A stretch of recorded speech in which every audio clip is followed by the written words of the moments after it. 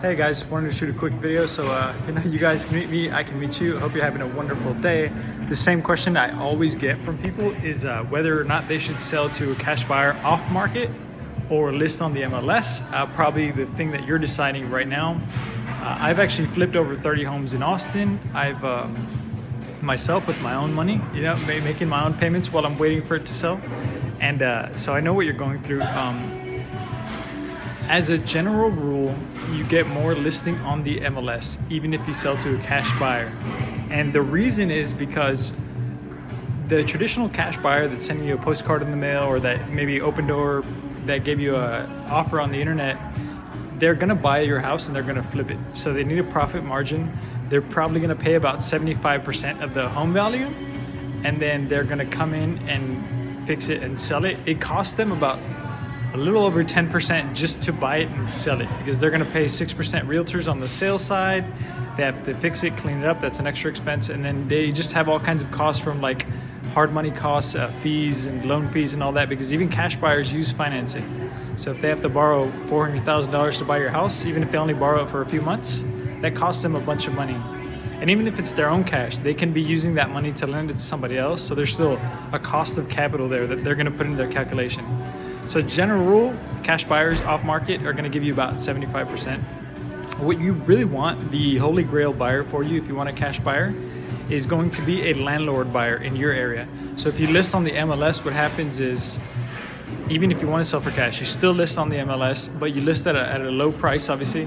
And what you're looking for is a landlord buyer. A landlord buyer is not gonna sell it, in 3 months. So he doesn't need to buy it 75%. He does want a discount, and he'll probably pay 90% of value, 85% of value for a house in his neighborhood that he wants to own as a long-term rental, because he's still getting a discount. So it's better than buying your neighbor's house or whatever. And but it doesn't have to be huge. It's like he's just getting a good discount on the house, but he's not going to pay those 10% cost fees in selling it again. So he doesn't need that big of a discount.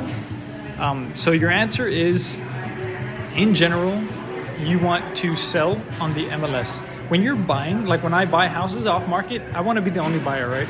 So if I send you a postcard or if I make you an offer, I don't want to compete with anybody else. I want there to be, I'm the only one, you're talking to me, you're the seller. But on the seller side for you, you want as many people as possible to see your house, right? You want a lot of buyers.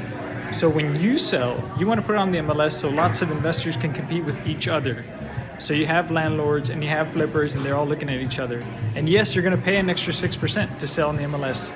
But if you have 100 investors looking at it, and they all will, the day a property hits the MLS, 100 investors will look at it, 100 cash buyers.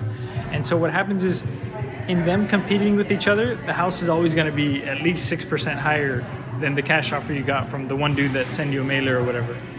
And it'll probably be 10 to 20% higher if there's a landlord buyer looking in the area.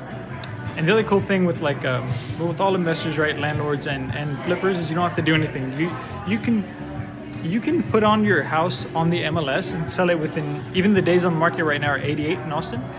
You can sell it in 30 days if you price it right, and then price it for investors. Even if you don't clean it up, you don't paint it, you don't do anything. I've done 30 flips like this. I never did the really nice fancy kitchens or any of that stuff. I would just clean them up, put them on the MLS. And there's buyers, and the vast majority of my stuff sold for cash in under 30 days. And yeah, so anyways, wanted to get that out to you guys really quickly. Hope you guys have a wonderful day. If you have any questions, let me know. Again, I don't really care if you use me or anyone else as a realtor. I'm just telling you, if you want to get the most amount of money in the least amount of time, you should list on the MLS. The only reason you should ever sell to a cash buyer that, like, you got a postcard or whatever, or anybody, any cash buyer immediately, that without having other people compete on the MLS, is if you need to close in 10 to 15 business days. Something happened, you need to close in 10 to 15 business days, and you have a solid offer, then maybe it would be an okay idea, because you don't have time to compete. And so, but as long as you have more than 15 business days, you want to list on the MLS immediately at an aggressive price. Right now, the market is kind of like, think of like a hill with like a marble rolling down the hill. You want to catch the marble. So you're gonna have to price down as the market's coming down, price below to catch it. And the marble's that offer, right?